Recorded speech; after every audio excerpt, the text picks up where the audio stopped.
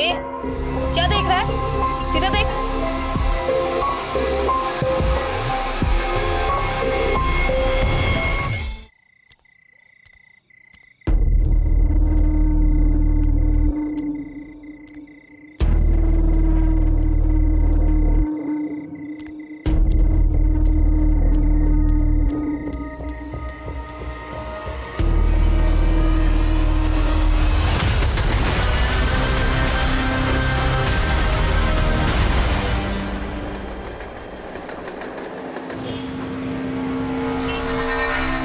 Mummy आने में late होगा, डिनर पर वेट मत करना।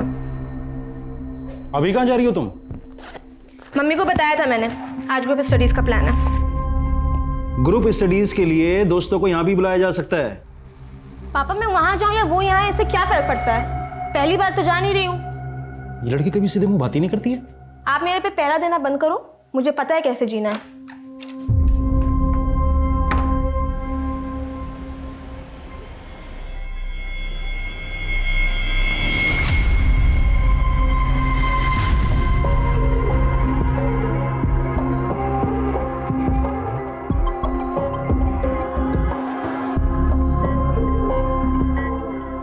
ए, क्या देख रहा है?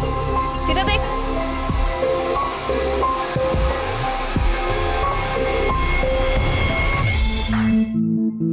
नीलेश, एक ड्रिंक बनाना यार। You are looking beautiful tonight. Thank you. Thanks.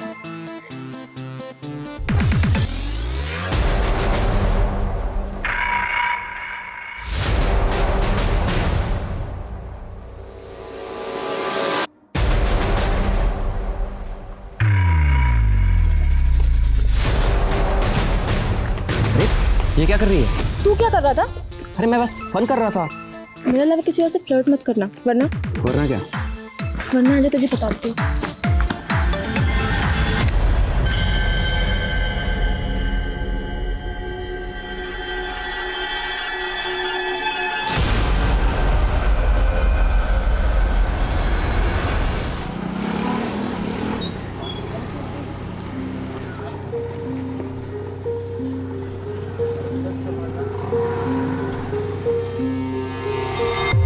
तुम कह रही हो कि करीब 7 दिन पहले तुम्हारे साथ रेप हुआ, लेकिन रिपोर्ट तुम आज दर्ज कराना चाहती हो। इतनी देर क्यों की? सर मैं पहले भी 1-2 बार आई थी, लेकिन हिम्मत नहीं हुई। कितने लोग थे? एक ही आदमी था। चेहरा याद है? नहीं सर, रात के करीब 10 बजे थे। काफी अंधेरा था तो मैं उसे देख नहीं पाई। अच्छा, तुम्हारे पेरेंट्स कहाँ हैं? वो क्यों नहीं आए? वो नहीं चाहते थे कि मैं यहाँ आऊँ। क्यों? क्योंकि उन्हें मेरी बात पे भरोसा ही नहीं है। पर मैं सच बोल रही हूँ। आपको चाहिए तो मैं वो जगह ले जा सकती हूँ जहाँ पे मेरे साथ ये सब हुआ। ठीक है शिंदे, गाड़ी काढ़ा। ओए सर,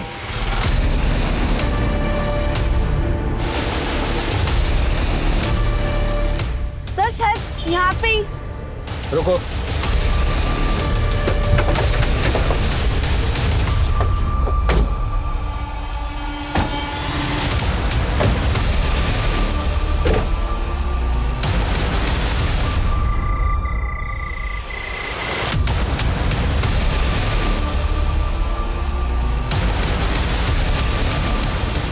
यहाँ स्ट्रगल का कोई भी साइन नहीं है। पक्का यही वो जगह है? सर शायद ये वो जगह नहीं है।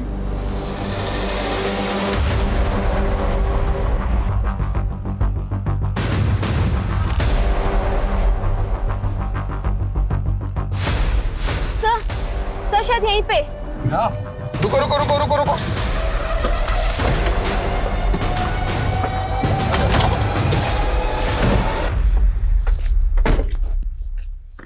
यहाँ हुआ था? हाँ सर, शायद यही। शिंदे चला।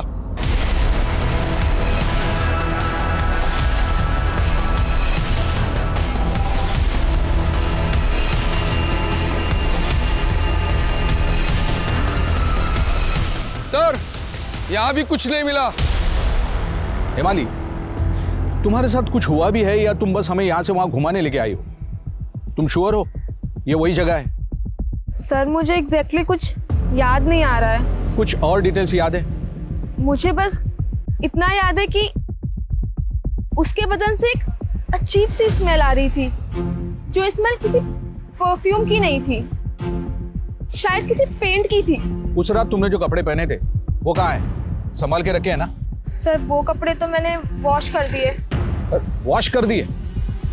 सर आप चाहें तो मेरा टेस्ट करवा सकते हैं, आप लोगों को सच पता चल जाएगा।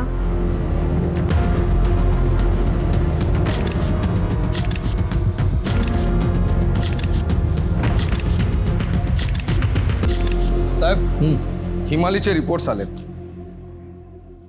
बॉडी पे कोई इंजुरी नहीं है और हिमाली ने हमसे कहा था कि उसे गला दबाकर मारने की कोशिश की, लेकिन उसके गले पर भी कोई निशान नहीं है. साहब रेप को 7 दिन हो गए तो रेपिस्ट के डीएनए भी नहीं मिले. और कपड़े? कपड़े तो ऑलरेडी धुले हुए थे तो हमारे हाथ कुछ नहीं लगा. लेकिन हाँ, रिपोर्ट में एक बात सामने आई. क्या? हिमाली सेक्सुअली एक्टिव थी. सेक्सुअली एक्टिव थी तो मेरा रेप नहीं हो सकता? हमारे कहने का मतलब वो नहीं था. तुम्हें खुद नहीं पता कि तुम्हारा रेप कहाँ हुआ. उस शख्स का चेहरा भी तुम्हें याद नहीं. जिन जगहों पर तुम हमें लेके गई थी वहां से भी कुछ नहीं मिला. तुम्हारे रिपोर्ट्स में भी ना इंजरी डिटेक्ट हुई, ना रेपिस्ट का कोई डीएनए मिला. यहां तक कि जो कपड़े तुमने दिए थे उससे भी कुछ हासिल नहीं हुआ.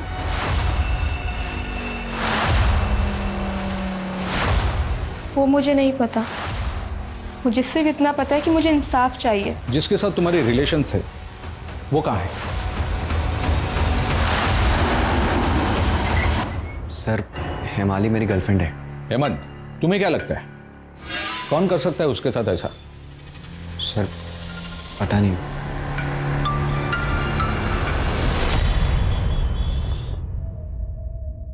सर हम आपको कुछ बताना चाहते हैं. हिमाली के साथ कुछ इश्यूज हैं. वो अक्सर लोगों से अटेंशन पाने के चक्कर में कुछ भी कर देती है. सिर्फ अटेंशन पाने के चक्कर में वो रेप का केस कर देगी?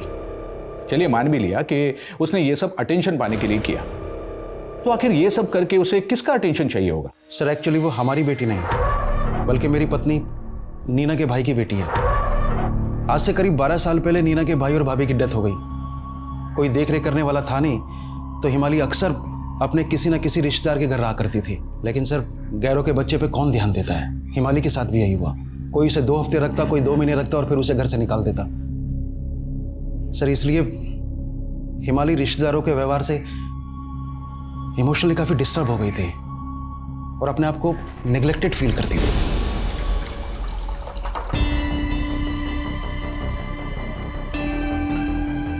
मम्मी मुझे भी दो ना कोल्ड ड्रिंक. फिर पीएगी फिर खांसी हो जाएगी तुझे. अभी नहीं मुझे नहीं पता, अभी दो. बेटा, अभी नहीं, मेहमान आए हैं घर पे. अच्छा मैं ले जा. नहीं नहीं, तू बैठ.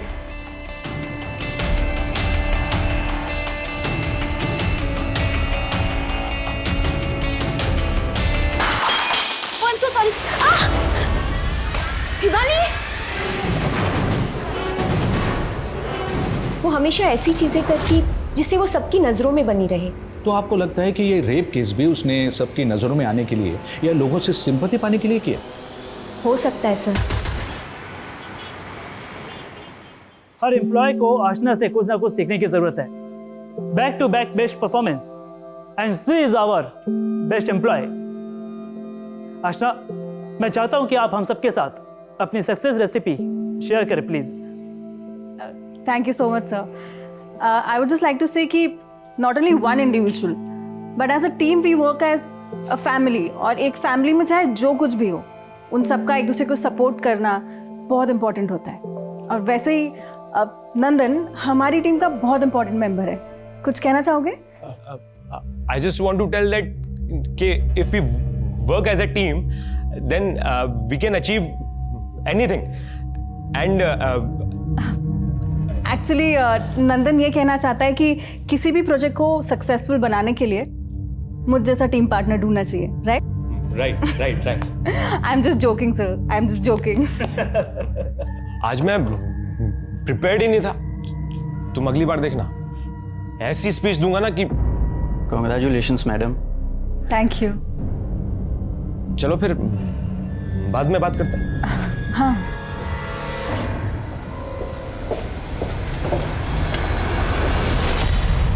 बेस्ट एम्प्लॉय नहीं, बेस्ट चोर ऑफ द ईयर का अवार्ड मिलेगा तुझे। मेरे ही आइडिया चुरा के पूरे ऑफिस के सामने क्रेडिट ले लिया। तुम्हारा आइडिया था वो, तुम बस उस टीम का एक हिस्सा थे, हमारा आइडिया था वो। ज्यादा सीधी मत बन, और जो तू ये छम्मक छल्लो बन के सबको अपने आगे पीछे घुमाती है ना, इसलिए सब मेहरबान रहते तेरे पीछे। नंदन, शानू, यहाँ तक कि बॉस भी तेरे पीछे लट्टू है। In your limits.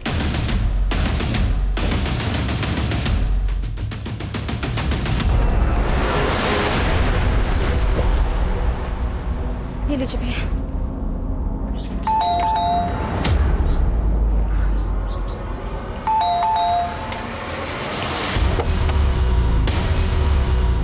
क्या है? तू फोन क्यों नहीं पिक कर रहा है? देख हेमाली, तेरा मेरा कुछ नहीं है, दोबारा कॉल मत करना। यार ऐसे क्यों बोल रहा है? तुझे पता नहीं है क्या? तेरे वजह सारे कॉलेज में पता चल गया कि हम लोग स्टडी के नाम पे क्या क्या करते हैं। देख, अब तेरा मेरा कोई कनेक्शन नहीं है, दोबारा अपनी शक्ल मत दिखाना। हेमंत, खुद बाय। हेमंत मेरी बात तो सुनो।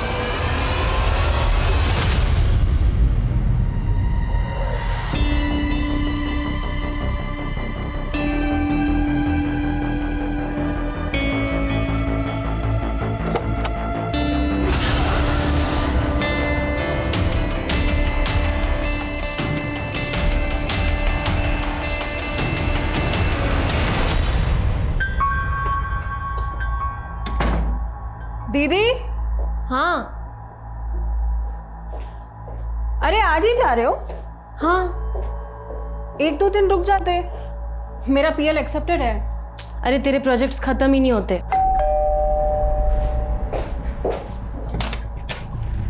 तुम तैयार नहीं हुई अभी तक?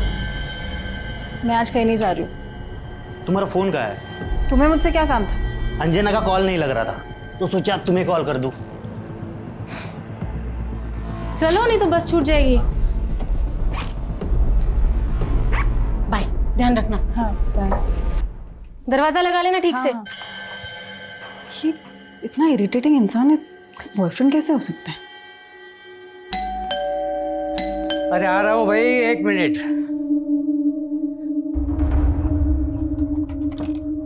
अरे बच्चा आ गया, आओ लाओ बैग दे दो मुझे। ले और हाँ, जल्दी जल्दी फ्रेश हो जाओ जी। क्योंकि मुझे पता है तुमने अभी तक कुछ खाया नहीं होगा।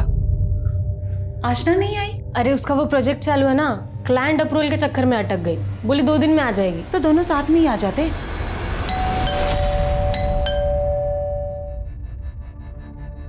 इसमें कौन आया होगा?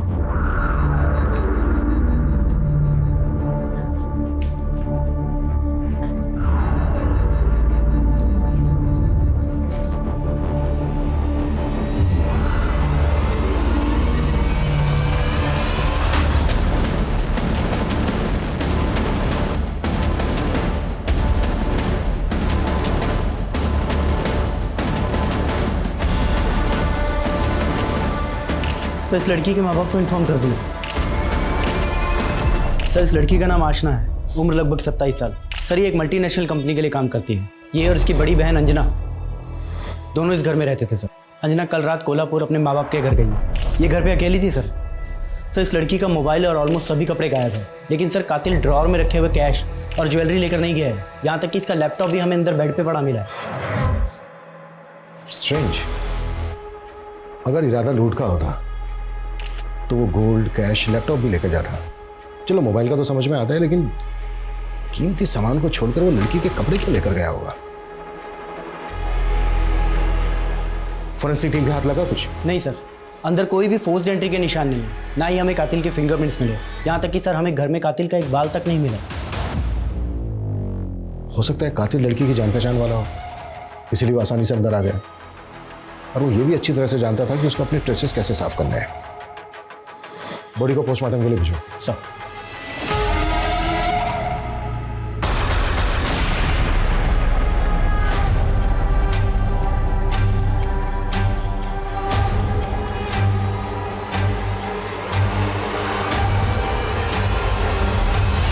तुम दोनों की दोस्त हेमाली के साथ कुछ बुरा हुआ था, पता ही चला होगा तुम्हें। क्या लगता है किसने किया होगा ये? नो आइडिया सर, बट हिमाली के बारे में सुनकर बहुत बुरा लगा।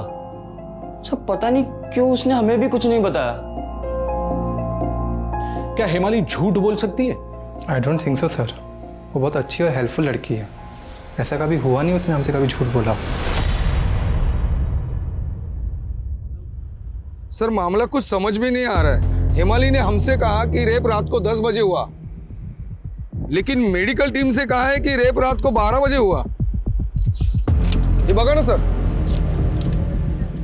पेरेंट्स के मुताबिक हिमाली अटेंशन सीकर है, शायद इसी वजह से वो नाटक कर रही हो, लेकिन दोस्त कह रहे हैं कि वो सच्ची है। सर अगर रेप हुआ है तो कुछ तो मिलेगा, और अगर रेप हुआ ही ना हो तो? आपको झूठी लग रही हूँ मैं? तुम और हेमंत रिलेशनशिप में थे, काफी क्लोज। तुमने हेमंत को इस बारे में नहीं बताया? क्योंकि मुझे नहीं पता था वो कैसे रिएक्ट करेगा। डर गई थी मैं। डर? और उसके एक हफ्ते बाद सब लोगों के सामने बिल्कुल नॉर्मल थी। तुमने हमें बताया कि तुम्हारे साथ रेप 10 बजे हुआ था, लेकिन मेडिकल टीम से तुमने कहा कि 12 बजे हुआ था। चलो फिर से एक बार पूछता हूं, कितने बजे हुआ था ये सब? 12 बजे। और कितने लोग थे? 2। और एक झूठ, तुमने पहले हमसे कहा था कि एक शख्स था। एक ही आदमी था सर। मेरा रेप हो रहा था, डरी हुई थी मैं, खुद को बचाने की कोशिश कर रही थी। ऊपर से इतना अंधेरा था कि मुझे कुछ दिख भी नहीं रहा था। अब आप बताओ मुझे ऐसे में क्या क्या याद होगा? अब सीधे पॉइंट पे आता हूं। क्या तुम हमसे झूठ बोल रही हो? ठीक है, नहीं हुआ था मेरा रेप। यही सुनना चाहते थे आप? खुश हो आप सब? हिमाली, इस केस में एक भी सबूत और गवाह ना मिलने की वजह से हमें यह केस क्लोज करना होगा, और झूठी रिपोर्ट दर्ज करने के जुर्म में हम तुम्हारे खिलाफ एक केस करेंगे।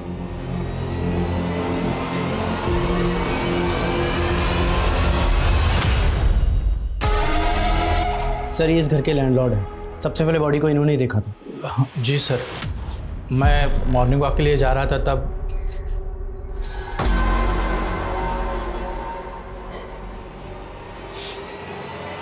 स्टेटमेंट ले लो उनका। सर।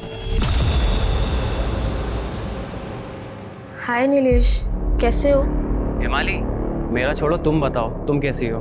मेरा बस किसी से बहुत बात करने का मन था तो सोचा तुम्हें कॉल करूं। अच्छा किया, इनफैक्ट मैं भी तुम्हें कॉल करने ही वाला था। अच्छा सुनो ना, तुम्हारी हेमंत से कोई बात हुई क्या?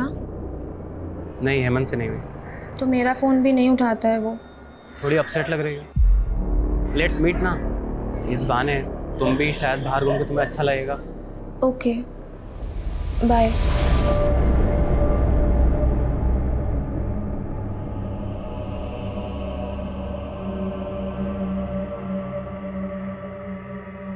किसी पर शक है आपको?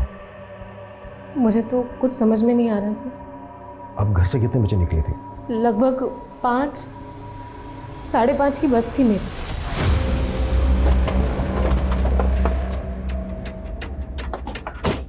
आशना के घर वालों से तो कुछ पता नहीं चला। उसके ऑफिस कलीग से मिलते हैं, शायद उनसे कुछ पता चल जाए। आशना के कॉल रिकॉर्ड्स निकालो, उसका फ़ोन सर्विलेंस पे डालो। फ़ोन ऑन होते ही 1 सेकंड में मुझे इन्फॉर्मेशन चाहिए with pin point location. Okay sir. Sir वो बहुत अच्छी थी सर, हमारे ऑफिस में सर सबसे अच्छी। हमें तो सर यकीन नहीं हो रहा है कि वो हमारे बीच में नहीं है। अच्छे लोगों को बुरे लोग अक्सर पसंद नहीं करते, दुश्मन बन जाते हैं। आशना के भी बन गए होंगे। सर निर्मल, सर उसकी और आशना की जमती नहीं थी सर। कहाँ ये निर्मल? सर अभी तो 3-4 दिन की सिक लीव पे।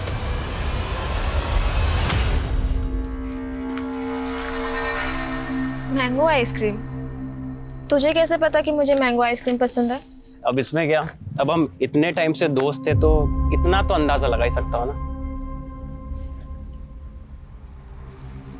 क्या हुआ, ठीक हो?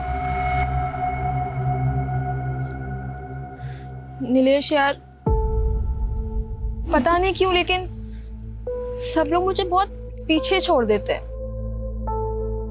बचपन में भी मॉम डैड की डेथ के बाद जब मैं अपने रिलेटिव्स के रहने गई तो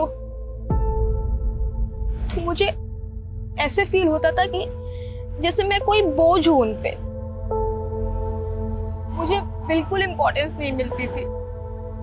इनफैक्ट उन्हें तो मेरा बर्थडे तक याद नहीं था। 2 मार्च, राइट? तुम्हें याद है मेरा बर्थडे? अब मेरे ख्याल से अब चलना चाहिए, टाइम हो गया है। चलो।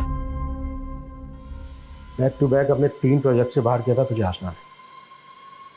तेरे ऑफिस के लोगों से बात की हमने, उनका कहना है कि आशना के साथ तेरी बनती नहीं थी। सर इतनी सी छोटी सी बात के लिए मैं उसका खून करूंगा?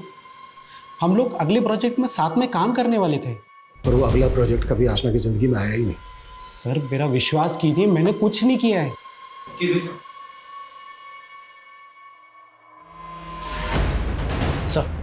सर ये आशना की पोस्टमार्टम रिपोर्ट। आपका शक सही निकला सर, आशना के साथ रेप हुआ है। हमें रेपिस्ट का डीएनए मिल गया है। और सर एक शॉकिंग बात और, आशना के फेफड़ों में कार्बन भर गया था। मतलब आशना को जिंदा जलाया गया? एक काम करो, निर्मल का डीएनए लैब भेजो। Sir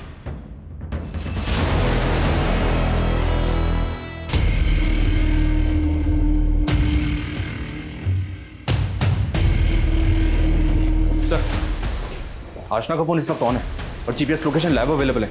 move. सर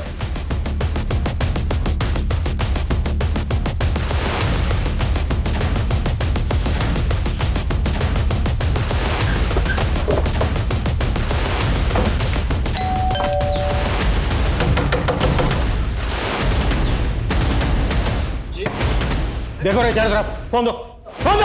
अरे सर, मनीष चेक करो, ये वही फोन है क्या?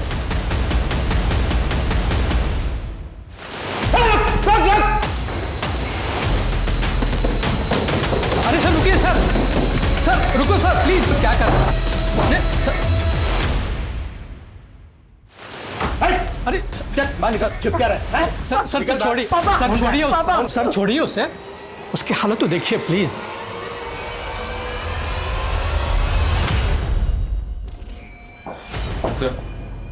फोन, हाँ फोन मेरा फोन है। हाँ, कोई मेरा फोन दे, अंकल को मेरा देखने फोन दो दे दो। बेटा। हाँ बेटा दे मेरा फोन दे दो। एक मिनट, अंकल को देखने। आशना का ये फोन आपके बेटे के पास कैसे है? मैं आपको सब कुछ सच सच बताता हूँ। वो दरअसल मेरे बेटे को कोई भी फ़ोन देखा तो उठा लेने की बुरी आदत है सर। जहाँ भी फ़ोन देखा अपने जेब में डाल दिया। एक्चुअली उस दिन आशना के डेड बॉडी सबसे पहले सुगीत ने ही देखे थे।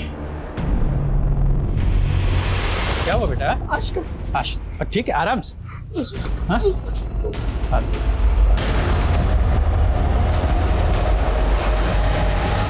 सुगीत, आशना को तो तुम अच्छी तरह से जानते थे ना?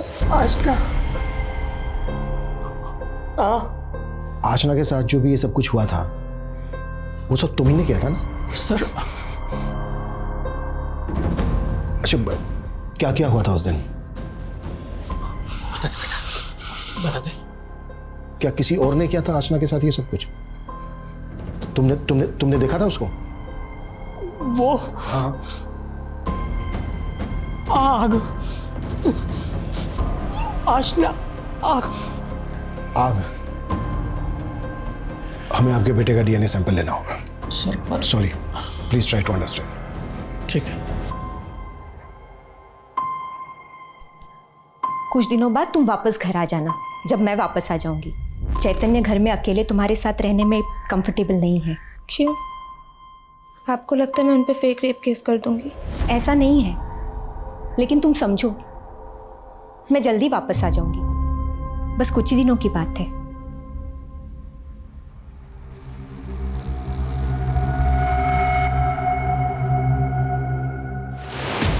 सर सर सर मेरे बच्चे को ढूंढ दीजिए ना प्लीज प्लीज प्लीज सर, मेरे बच्चे को ढूंढ दीजिए। Relax relax. क्या हुआ? कहाँ गया आपका? कल शाम को आप लोगों के जाने के बाद से ही वो गायब है। आप जाइए घर, हम ढूंढेंगे। पॉसिबल है सुगीत इसमें इन्वॉल्व हो। उसका बाप उसे बचाने के लिए कहीं छिपा कर ये सब ड्रामा कर रहा हो। एक काम करो, अपना खबरी नेटवर्क एक्टिव करो, शायद कुछ हाथ लगे। अच्छा सर, याशना 27 साल की है, यंग है, तो हो सकता है कोई लव एंगल? सीडीआर से ऐसा कुछ पता तो नहीं चल रहा है। एक काम करते हैं, आशना के ऑफिस चलते हैं, उसके दोस्तों उसके साथ काम करने वालों को दोबारा से टटोलते हैं, शायद उन्हें कुछ पता हो। सर आशना और शानू एक दूसरे को डेट कर रहे थे सर। तो ये बात तुमने हमसे पहले क्यों नहीं बताई? उस वक्त दिमाग में ही नहीं आया सर। कहाँ है शानू? आशना की डेथ के बाद उसने ऑफिस छोड़ दिया सर।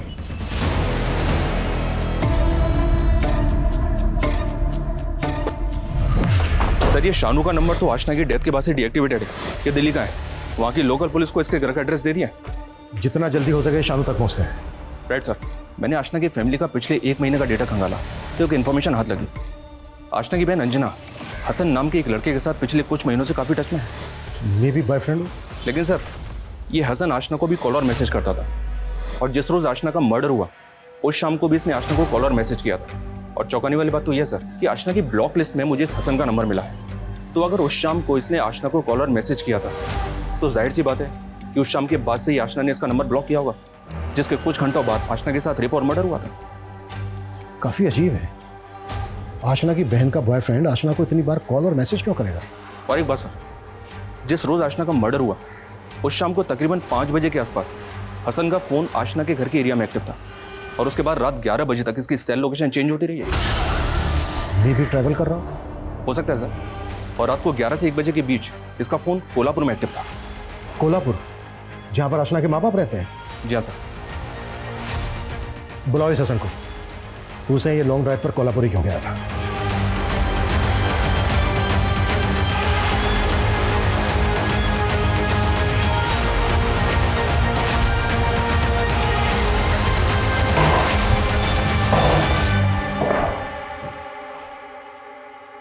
बाइक पे इतनी लंबी राइड? एक काम कर, ऑनलाइन ब्लॉगिंग भी शुरू कर दे। बहुत अच्छा करियर है आजकल इसमें। सर उस शाम मैं अंजना को उसके घर से पिकअप करके कोल्हापुर ड्रॉप करने गया था। झूठ मत बोल। अंजना ने उस शाम 5:30 की बस ली थी कोल्हापुर के लिए? सर उसने बस सिर्फ आशना और उसके मम्मी पापा के नजरों में लिया था। दरअसल हम दोनों साथ में ही थे। मैं सच कह रहा हूँ सर, चाहिए तो आप अंजना से पूछ लीजिए। हाँ वो तो हम पूछेंगे ही। तू ये बता, आशना को इतने सारे कॉल और मैसेज क्यों करता था, ये किससे पूछे? सर अंजना को मैं आशना के थ्रू ही मिला था। दरअसल मैं और आशना पुराने ऑफिस में साथ में काम करते थे। कहीं ऐसा तो नहीं है कि एक साथ दोनों बहनों के? नहीं सर, ऐसा बिल्कुल नहीं है। बल्कि मैं आशना को तभी कॉल करता था जब ज़रूरत हो। और वो भी बैक टू बैक 5 से 7 बार? क्योंकि सर एक बार में वो मेरा फ़ोन उठाती ही नहीं थी। और ये भी कोइंसिडेंटली रहा होगा कि जिस दिन आशना के साथ रेप और मर्डर हुआ उसी शाम को उसने तुझे ब्लॉक किया। देख, कुछ भी छुपाना, जो भी सच है वो बोल। सर मैं सच कह रहा हूँ, आशना की मौत से मेरा कोई लेना देना नहीं है। ठीक है, जरूरत पड़ी तो फिर बुलाएंगे।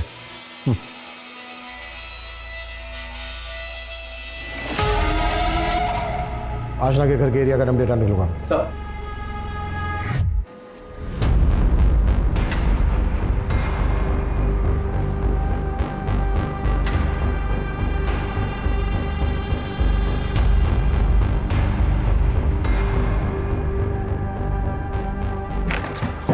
अंजना से कंफर्म किया मैंने सर। उस शाम हसन अंजना को बाइक से कोल्हापुर छोड़ने गया था। काफी शातिर लगता है हसन। जी हाँ सर। जब मैंने आशना के घर के आसपास के एरिया का डम डेटा स्टडी किया तो पता चला कि शानू का फोन भी उस शाम आशना के घर के एरिया में एक्टिव था। सर ये अंजना हसन के साथ घर से निकली तकरीबन 5 बजे के आसपास और ये शानू रात को 8 बजे आशना के घर पहुंच गया, जिसके बाद उसका फोन स्विच ऑफ हो गया और उसके बाद ठीक 12 बजे उसके अपने घर पे ऑन हुआ। हो सकता है सर ये शानू इस कांड में शामिल और इसी वजह से वो पुणे छोड़ के भाग गया। दिल्ली पुलिस की क्या अपडेट है? कब तक मिल रहा है शानू? जैसे प्लान किया है वैसे ही करते हैं। एक बार प्रैक्टिस कर लेते हैं। आप मुझे जज मान करके मेरे सामने बोलिए। मैं बचपन से ही अकेली रही हूँ। उस रात मेरे साथ कुछ भी नहीं हुआ था। बस लोगों की सिंपैथी पाने के लिए मैंने एक झूठी रेप की स्टोरी बनाई थी। And I am sorry for that. Perfect. मैं एक डेट ले लेता हूँ, जल्द से जल्द इस मामले को निपटाया जाए।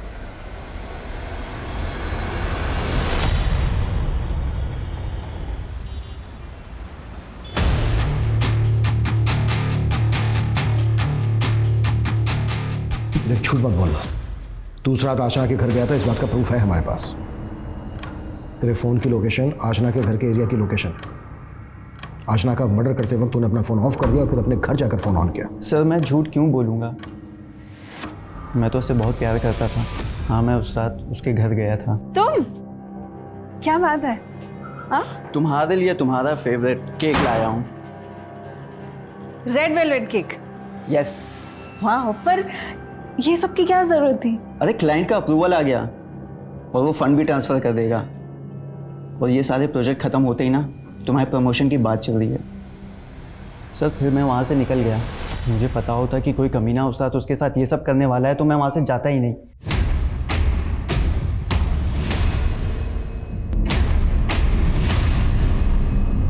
सर आशना की डेड बॉडी से मिले डीएनए सैंपल हमारे किसी भी सस्पेक्ट से मैच नहीं हो रहे हैं। ऐसा लग रहा है जैसे हम लोग किसी डेड एंड पे पहुंच गए। मनीष, इस केस में अब तक हमने आशना के आसपास के लोगों के पर्सनल मोटिव तलाशे। ये भी तो हो सकता है ये कोई रैंडम क्राइम हो। हत्यारा आशना का करीबी हो ही नहीं, बल्कि उसका दूर दूर तक वास्ता ना हो, शायद इसी वजह से हमारी नजर में नहीं आया। तो सर हम लोग इस रैंडम गली में अब घुसेंगे कैसे? अब तक हमने सस्पेक्ट्स के डीएनए आशना के शरीर पे मिले डीएनए से मैच करवाए। नेशनल क्राइम रिकॉर्ड ब्यूरो के डेटा से सिमिलर केसेस निकालो, उनका डीएनए आशना के शरीर पे मिले डीएनए से मैच करवाओ, शायद कुछ हाथ लग जाए। Okay sir. मनीष, एक टीम बनाओ ये पता करने के लिए कि इस केस से पहले या इस केस के आसपास कोई शख्स गायब हुआ है। Okay sir.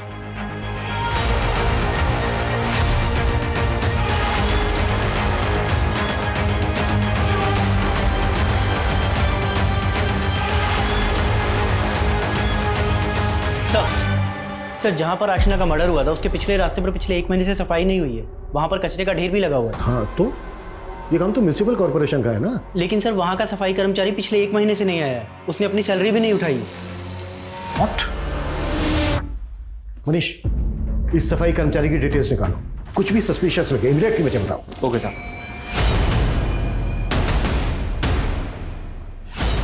सर हम अपने वर्कर का पूरा रिकॉर्ड रखते हैं। उसका नाम उमेश था। जब वो बहुत दिनों से काम पे नहीं आया तो उसके दिए गए एड्रेस पे हम लोगों ने पता लगाया, और जब वहाँ पे पता किए तो उमेश नाम का तो वहाँ पे कोई रहता ही नहीं था। सर आपके कहने पर मैंने म्युनिसिपल कॉर्पोरेशन से बात की तो पता चला कि वहाँ की साफ सफाई का काम एक लोकल कॉन्ट्रैक्टर के हाथ में। उसका नाम है विक्टर गोंजाल्वेस। मैंने विक्टर से बात भी की है सर। ये उसका स्केच है, विक्टर ने बनवाया। मैंने उस दुकान वाले से भी कंफर्म किया, उसने बताया कि ये वही आदमी है। इस उमेश का यूँ गायब हो जाना, गलत पता देना, ये बात खटकती तो है। इट्स जस्ट ए हंच, मैं गलत भी हो सकता हूँ, पर इतने दिनों के बाद ये हमें पहली लीड मिली है। ये क्या किया आपने? मैंने कहा था ना कोर्ट में जाकर सिर्फ माफ़ी मांगनी है, केस रफा दफा हो जाएगा। केस तो रफा दफा हो जाएगा, लेकिन जो मेरे साथ हुआ है वो, उसका क्या? मैंने झूठ नहीं बोला था। सर हिमाली चाहती है कि आप पुलिस के खिलाफ केस करें। उन्होंने अपना काम ठीक से किया ही नहीं।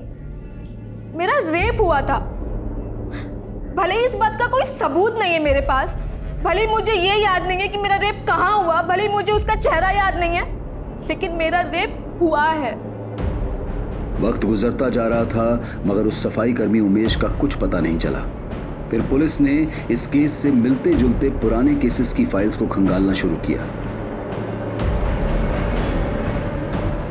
एक दो नहीं, बल्कि आसपास के 200 किलोमीटर के दायरे में 16 ऐसे केसेस मिले हैं जहां पर महिलाओं के साथ पहले रेप किया गया, उसके बाद मर्डर, और इन सभी केसेस में मुजरिम का डीएनए आशना के कातिल के डीएनए से मैच करता है। सर ये केस ऐसा मिला है जिसमें विक्टिम ने हॉस्पिटल में रहकर जिंदगी और मौत के बीच लंबी लड़ाई लड़ी है, और इस केस को हैंडल करी पुलिस टीम को भी कुछ इंपॉर्टेंट इन्फॉर्मेशन मिली है। ये देखिए सर,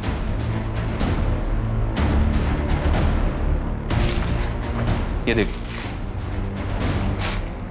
हत्यारा रेप करने के बाद ये शर्ट छोड़ गया था। हो सकता है किलर पेंटिंग का काम करता हो, इसीलिए शर्ट पर पेंट लगा है। ये और एक केस मिला है सर, किसी हिमाली नाम की लड़की का है। केस थोड़ा वियर्ड है, लेकिन इसमें सिर्फ एक बात पे मेरा ध्यान गया, और वो ये कि इस लड़की को भी रेप करने वाले के शरीर से पेंट की स्मेल आ रही थी। आगे क्या हुआ इस केस में? सबूत और गवाह नहीं थे सर। लड़की के परिवार वालों को भी लगा कि लड़की केस झूठा बना रही है, इसलिए पुलिस ने केस क्लोज कर दिया। उल्टा झूठा केस दर्ज करने के जुर्म में पुलिस ने इसके ऊपर केस कर दिया। व्हाट? जब मैंने कहा तो किसी ने नहीं माना। हिमाली, मैं मानता हूं हमारे डिपार्टमेंट की ये भूल हुई है, माफी उसके लिए। हिमाली, हमें लगता है कि हम तुम्हारे रेपिस्ट को जानते हैं। हम पिछले 5 महीने से उसकी तलाश कर रहे हैं। उस तक पहुंचने के लिए हमें तुम्हारी मदद चाहिए। प्लीज हमें बताओगी कि एग्जैक्टली तुम्हारे साथ क्या क्या हुआ था? उस रात मैं एक पार्टी से घर लौट रही थी।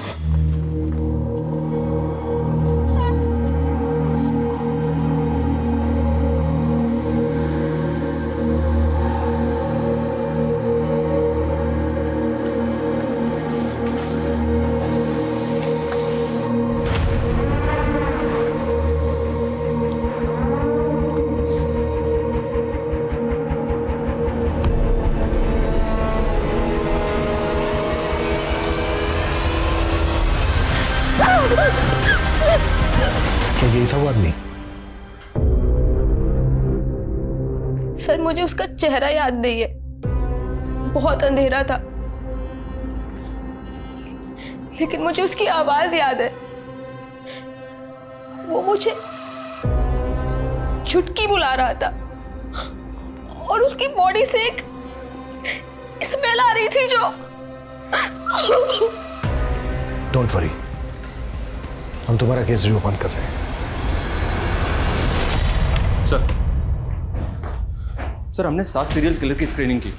जिस तरह के सीरियल किलर के पीछे हम लोग हैं, वैसे सीरियल किलर ना तो फरार हैं और ना ही बेल पे हमें बाहर मिले। लेकिन सर ये एक आदमी हाथ लगा है हमारे, इसका नाम पिंटू है। ये सीरियल किलिंग में कन्विक्टेड है और इस वक्त जेल में बंद है। मैंने जब इसके विक्टिम्स के केसेस को स्टडी किया तो पता चला कि इसकी सीरियल किलिंग का तरीका तकरीबन वैसा ही है जैसा हमारे सीरियल किलर का है। ये इस वक्त जेल में बंद है तो जाहिर सी बात है ये सारे कांड इसमें तो किए नहीं होंगे। हाँ, ये हो सकता है कि जेल के अंदर इससे कोई प्रभावित हुआ हो, इस वक्त बाहर हो और उसने ये कांड किया हो। जेल में जाके इससे मिलते हैं। साहब मैंने कुछ नहीं किया, मैं तो पिछले 4 साल से जेल में ही हूँ। ये भी तो हो सकता है कि कोई यहाँ पे रहकर तेरा फैन बन गया हो। पिछले 4 साल से ही वो संकीर्ण वारदातों को अंजाम दे रहा है। याद कर अच्छे से। ये है वो आदमी। हाँ साहब याद आया, ये तो शायद वही है। कौन?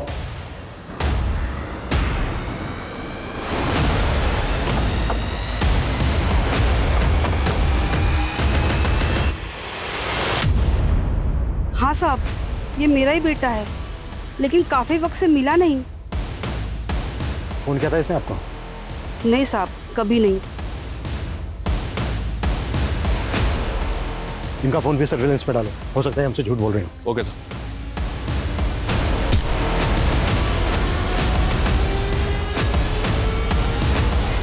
सर हरीश की मां को पनवेल के एक नंबर से बैक टू बैक 3 कॉल्स आए। ये देखो, कल रात पनवेल में निराली नाम की लड़की के साथ सेम आशना की तरह रेप और मर्डर हुआ है। इससे पहले कि वो पनवेल से निकल जाए, पनवेल पुलिस से कांटेक्ट करो, उनसे कहो कि उसे ढूंढे और उठा ले, और जो नंबर तुम बता रहे हो वो शेयर करो उनके साथ। क्विक। Okay sir.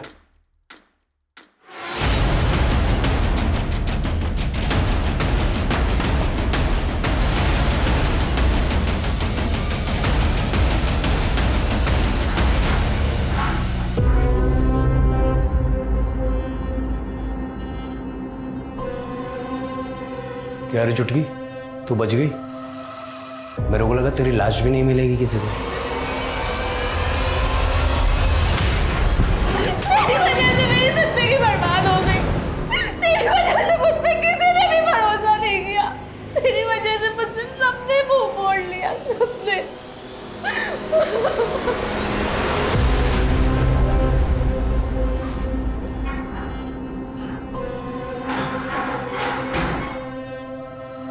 काफी लंबी लिस्ट है तेरी।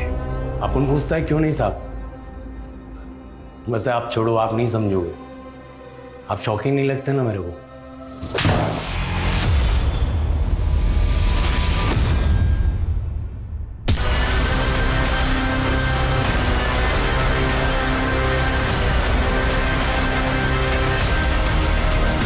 आशना को कैसे टारगेट किया?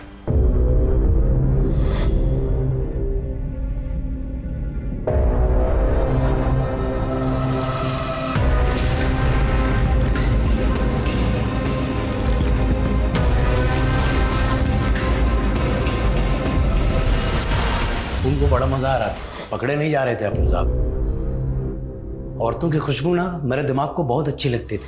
अपन उसके कपड़े के साथ उसका डीओ भी लेकर आए।